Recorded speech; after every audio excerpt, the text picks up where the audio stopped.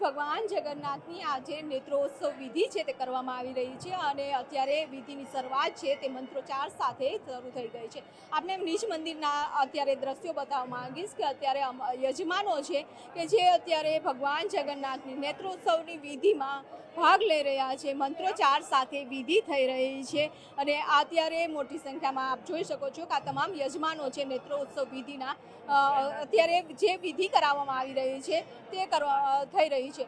ખાસ કરીને જ્યારે ભગવાનના કપાટ ખુલશે ત્યારે ભગવાનની આંખે પાટા બાંધેલા હશે, કારણ કે ભગવાનની આંખો આવી ગઈ હોય છે અને ત્યારબાદ ખીચડીનો ભોગ છે તે ભગવાનને ધરાવાતો હોય છે। ત્યારબાદ ગજરાજ પૂજન થશે, ધ્વજારોહણ થશે અને આખો દિવસ મંદિર ખુલ્લું રહેતું હોય છે।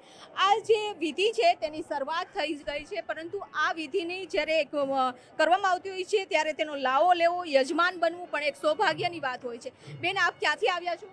હું અહીંયા અમદાવાદથી છું। આજે યજમાન બન્યા છો, શું કહેશો?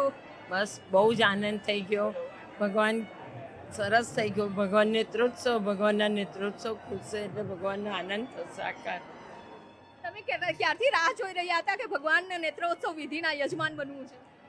ઘણા વખતથી વિચારો હતો, વખતે ચાન્સ મળી ગયો। અમારું સપનું સાકાર થયું છે આજે અમારું સપનું સાકાર થયું। બિલકુલ, કારણ કે ભગવાનની જે પણ વિધિ હોય છે એમાં અલગ અલગ વિધિના અલગ અલગ યજમાનો હોય છે, પરંતુ તેનું એક સપનું હોય છે કે ભગવાનની જે વિધિ થતી હોય છે તેમાં યજમાન બનવાનું। યજમાનો પણ કહી રહ્યા છે કે તેનું સપનું આજે સાકાર થયું છે।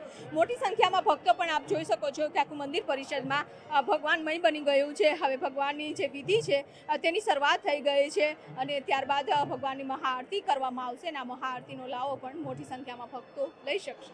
ભગવાન જગન્નાથજીની આ 144મી રથયાત્રાના પાવન અવસર પર વર્ષોથી પરંપરા પ્રમાણે જેઠ સુદ પૂર્ણિમાના દિવસે જળયાત્રા મહોત્સવ બાદ ભગવાન મોસાળ ગયાના ભાવનાની સાથે આજ અમાવસ્યાના દિવસે ભગવાન નિજ મંદિર પરત પોતાના રત્ન સિંહાસન વેદી પર બિરાજમાન થઈ અને નેત્રોત્સવ વિધિ ભગવાનની થતી હોય છે। આજ વિવિધ બ્રાહ્મણો દ્વારા મંત્રોચ્ચાર દ્વારા અનેક વિધિઓ દ્વારા ભગવાનને પોતાના નિજ આસન પર બિરાજમાન કરી અને નેત્રોત્સવ વિધિ સંપન્ન કરી છે। ત્યારબાદ ધજા અર્પણ પણ કરવામાં આવતી હોય છે। ધજાનું ખૂબ મહત્ત્વ રહેલું છે, કારણ કે એમ કહેવાય છે કે દર્શન ના થાય પણ જો ધજાના દર્શન થાય તો એની પુણ્યની પ્રાપ્તિ થતી હોય છે। તો એવી ધજા નીલચક્ર પર ધરાવવામાં આવી છે। અનેક ભક્તો, સંતો, મહંતોને થોડીક સમયમાં જેવી રીતે કે ભંડારાનું આયોજન કરવામાં આવ્યું છે, એ ભંડારાનું આયોજન પણ ચાલુ છે।